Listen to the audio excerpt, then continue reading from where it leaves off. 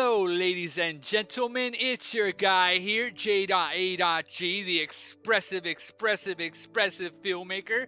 And today is my first part in how to make a flipbook animation J.A.G style, as we head into 5 parts in this awesome how to make a flipbook animation.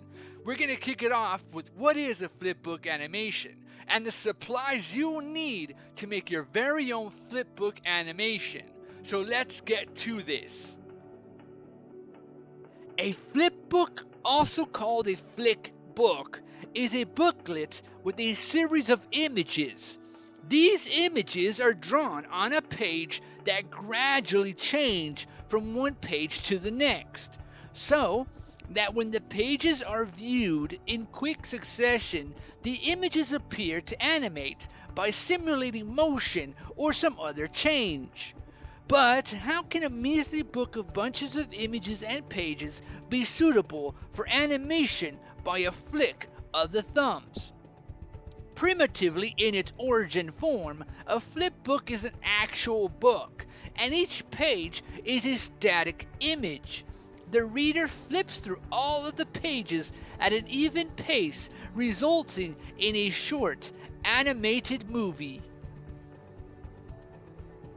The principal word of static in scientific terms is static electricity, a net charge of an object, known as triboelectric effect, due to frictional contact between different materials. But static spacetime, which is a space-time having a global non-vanishing time-like killing vector field, which is irrotational, is not the example that should be implied on what static is in the flipbook animation. In a double definition, statics are a branch of physics with physical systems in equilibrium. This also drops the meaning of what fluid statics are combined, a branch of fluid mechanics that studies fluids at rest. The more engineering effects of static are static pressure, which is in aircraft, instrumentation, and fluid dynamics. It includes static port, a proprietary sensor used on aircraft to measure static pressure. In the forms of media, there are 2 noise effects of static known as white noise. Another name for being is static noise, a random signal with a flat power spectral density. The 2 noise static in white noise are radio. The radio reception, the sound heard when bringing sound into one line to reach to another, is the spark to be able to hear the lines are working properly. Then there is noise for video, or random black and white image produced by televisions attempting to display a weak or incoherent signal. Static build, static linking are respectively compiled version of a program, which has been statically linked against libraries, and of course static linking, where identified are associated with data sections of code during linking, not at runtime. This gets in the way of static logic, which is digital type of clock signal that leads a time into the static core. What's a static core? A CPU entirely implemented on static logic. As you can tell, static comes in many cases of terms and identifications. Static library, static method, static memory allocation, static IP, static route, static random access memory, static type checking, static variables, static web page, even static web design. In the flipbook animation world, how does all this make any sense in the flipbook animation terminology? Well, it doesn't. The only thing based on anything to do with it is static images, which is why static is a fraction of the images implemented in animation, or in this case, the flipbook animation. So, static images are visual images that do not move.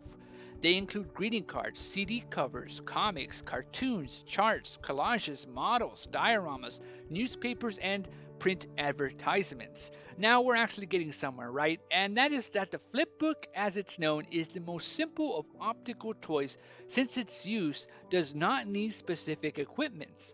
Depending on the flipbook page amount, 60 photos are the standard for the photo book. In total, That's 32 cited pages. But photo books can range 30 to 366 photos. That's about 183 to less than 15 thick pages. Do understand that when the first flipbook ever to appear was in September 1868 by John Barnes Linnet, but it wasn't called flipbook. It was renamed flipbook after it was named kinography. It was the first form of animation to linear sequences of images rather than circular. Kinography was patented by Mr. John Barnes as moving picture. The largest flipbook ever measures 4.676 and 50 feet and 47 inches. This was done by Technomobile Limited on March 20th, 2020 in Beijing, China. The book consists of 33 pages, and the flip animation showed the smooth movement of a ballet dancer. Usually 25 frames or images per second when the pages are flipped, the picture appears to move. It also works how cartoon animation is done. Cartoon frames is slightly different from the previous flipbook animation, but it has a spacer in cartoons, while flipbook animation is going forward to create the illusion of movement. Cartoons have spaces on paper to be able to have a bit more pause and backwards motions, but the two methods are done the same way. Now that we have a more knowledgeable understanding of what a flipbook is overall, let's show you the things you will need for a flipbook animation. 1. There is no wrong way to make a flipbook. So any type of pieces of paper, from a sticky notes, notepad paper, or index cards will do just fine. I go with an index card paper. I make sure the index card is heavy, so when you do the flipping with your fingers, its gravity goes down quicker on the weight so that the image can be smoother and quicker. 2. A ruler. Rulers are measurements to help to balance your drawing lines on paper, to help you retrace the images and also create straight lines. 3. A light. Light is very important in flipbook animation because what you do is you use the light under the page, so you draw, and then you use that same page to help you trace and move the image in precise movements to the last image. So there is a persistent pattern on each page image, so it moves once you start doing the flipping of the pages. 4. A plastic box flat container. This plastic clear box is what's going to help you draw your image on a steady flat surface and also help give that reflection of the light to your image. Now, if you don't have a box, you're going to be able to use the reflection of the sun to help give the paper a good image to trace and draw your moving images. 5. Erasers. We make mistakes, but you need proper erasers to help erase image marks so that they do not get in the way of the image. Do not use erasers that will smudge the paper. Use erasers that will erase clear drawing marks. Number 6. Pencils. The number 1 tool to drawing the images on paper. The number 2 pencil works good and is good on leaving their trace marks for your copying images. Number 7. Sharpener. Make sure you have a sharpener in hand. It's important that the art is consistent throughout the images, but it also depends on what you want for your image looks and taking care of your pencils.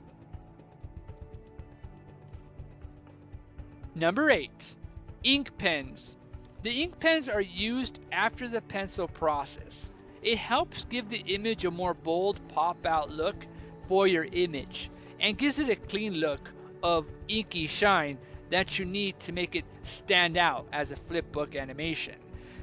This doesn't really matter because you can do a flipbook animation with pencil and you'll be fine. But ink pens are good to make it a little bit more nicer, cleaner, and smoother. Number 9. Clips. Page clips are good for clipping the pages. Make sure they are the right size and wait to keep the strength of all the pages on your flipbook animation. Here's an added bonus as well. You can also use colored pencils and markers to help create a more vibrant world in your flipbook animations. Now remember, once you draw and you do the inking, you have to go back all the way back to the beginning of your pages and draw the same color of all your color pencils or crayons or markers. So it's a continuing pattern of images that are moving consistently throughout every page. So just be knowledgeable and cautious about that. Then that when you think about the idea, make sure if it's going to be you're just going to use pencil, or make sure you're going to use with a pen or colored pencils. Plan your moves accordingly so that when you have to do colors, you have all the colors that are the same flow of each image in paper. So it's consistent. It's a consistent flow of images that for your flipbook animations.